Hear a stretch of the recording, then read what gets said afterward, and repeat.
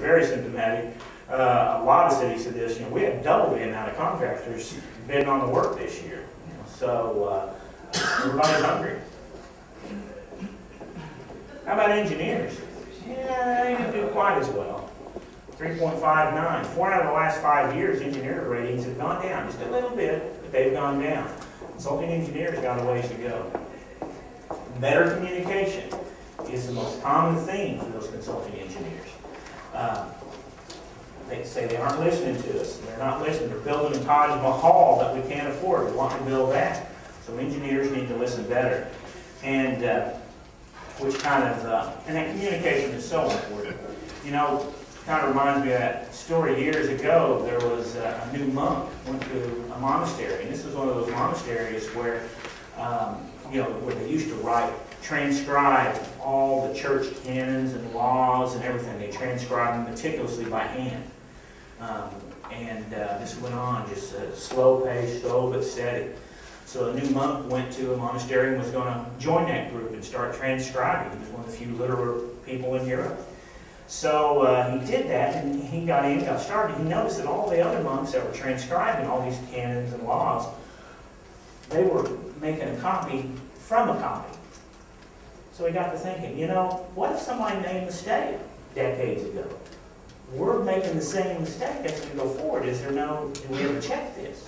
So he went to the old abbot and said, Abbot, this is my concern. And the abbot said, well, I think, we're so meticulous in our work, I don't think that would happen. But, you do raise a good point, my son. So I'm going to take our latest copies and go down and just compare them to some of the canons and the laws from our vault down in the caves beneath the monastery. And we'll check. It's not a bad point. We need to check this out. So he did that. That was first thing in the morning. And then as the day went by, nobody saw the old abbot. Nobody saw him.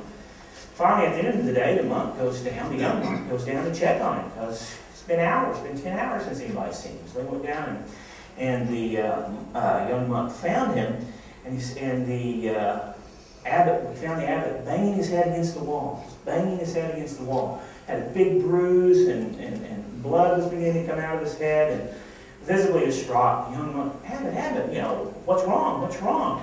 And the abbot was just saying, we forgot the R. We forgot the R. What do you mean? What do you mean?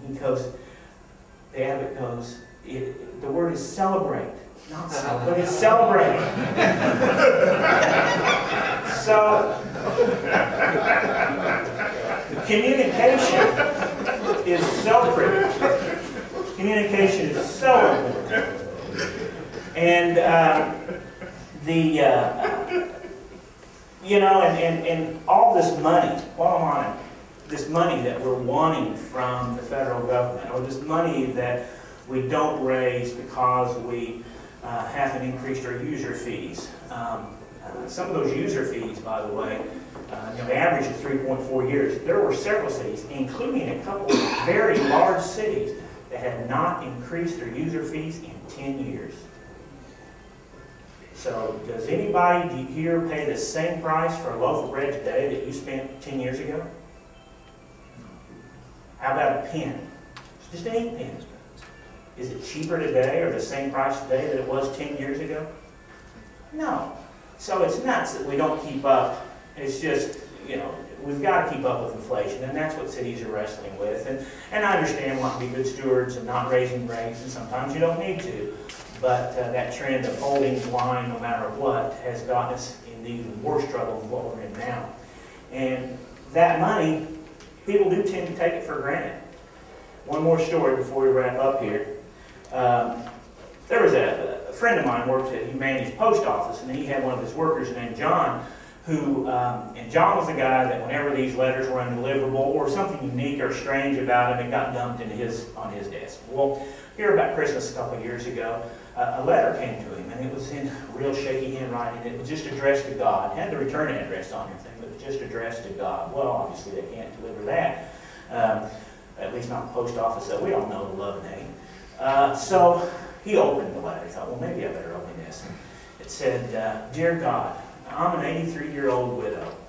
I had my purse stolen yesterday, or a couple of days ago. My purse was stolen. It had $100 in it. That was all the money in the world that I had on my next pension payment.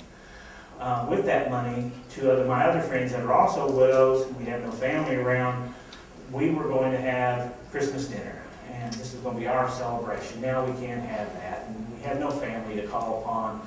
Can you please help? Well, John was really, he was touched by all this. So he went around, showed it to some of his other people in the post office, and they were all deeply touched. And they dug deep in their pockets and threw $1 or change or whatever, a few bucks here and there. And before you knew it, they had $96. Almost 100, not quite, but still, it's close, $96. So they put it all in an envelope, John did, and sealed it up. Didn't say it was from God, but he sealed it up and mailed it back to this lady. Well, a few days after Christmas, here comes another letter addressed to God. And it was the same shaky handwriting, same return address. So John says, hey, we got a letter back from the lady that we all sent the money to. This is great. So they all gathered around, they opened it all up, and read, and it says, Dear God, thank you so much for your $96. Thank you so much for that money. We were able to have a feast. We were able to have a wonderful Christmas. I told my friends what I had done. We were all so impressed and so thankful to you. We appreciate it very much. But by the way, there was $4 missing. I think it was those bashers at the post office. Love it. So it's not a free ride. There is some, the money trail is something to be determined. But and quite frankly, today we're in a business environment to where if you're not real careful, we're heading to a bad place. So I would advise being very, very careful. So with that, any questions? And hopefully people have a lot of answers. Well, thank you.